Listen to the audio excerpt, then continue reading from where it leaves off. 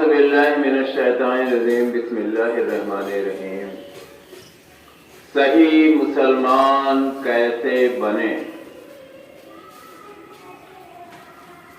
جہاں ہر مسلمان کے لیے ضروری ہے کہ وہ اللہ تبارک تعالیٰ پر ایمان رکھے،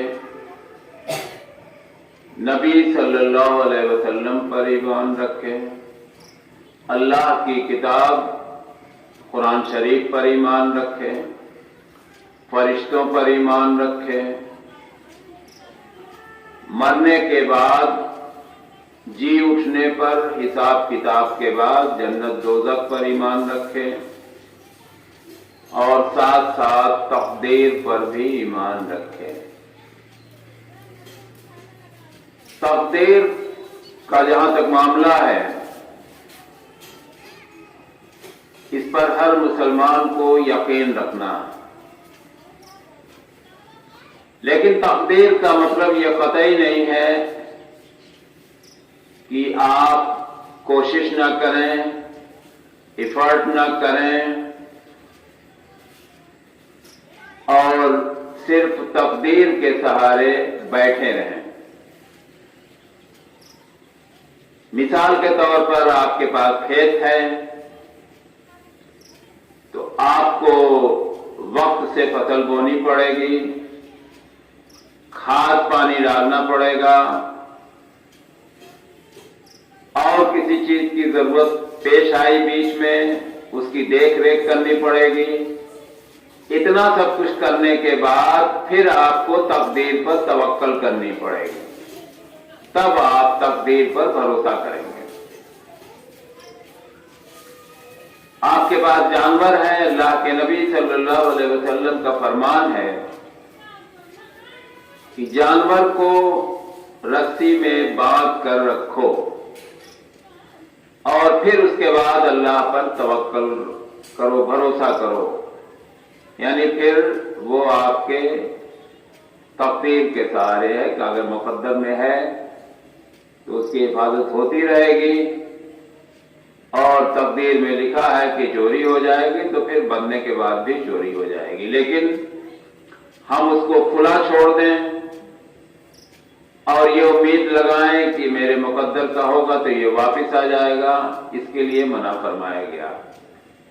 ایک بچہ امتحان دے رہا ہے، امتحان میں پاس ہونے کے لیے اسے پڑھائی کرنی ضروری ہے۔ وہ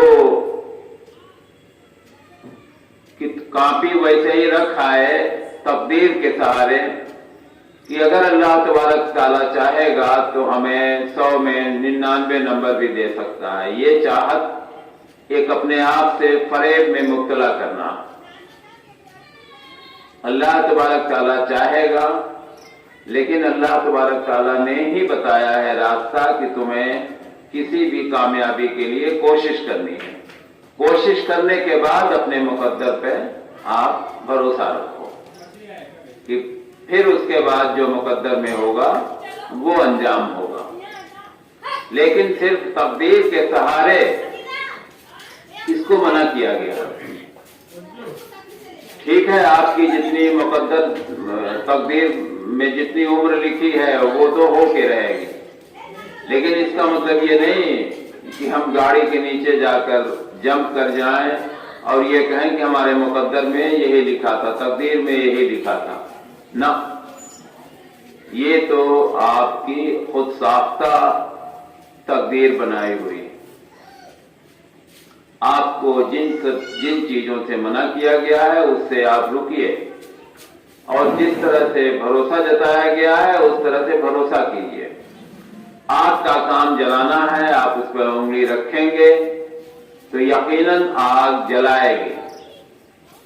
پانی کا کام ہے ڈبونا، پانی میں جائیں گے، اگر آپ کو تیرنے نہیں آتا صرف مقدر کے بہانے چھلانگ لگائیں گے تو یقیناً آپ ڈوب جائیں گے، اس لیے کہ ان سب چیزوں سے منع کیا گیا ہے۔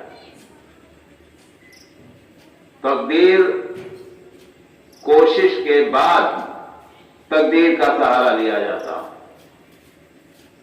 اور تقدیر کا مطلب یہ قطعی نہیں ہے کہ آپ اپنی زندگی سے اپنے کسی کام میں لاپرواہی برتیں.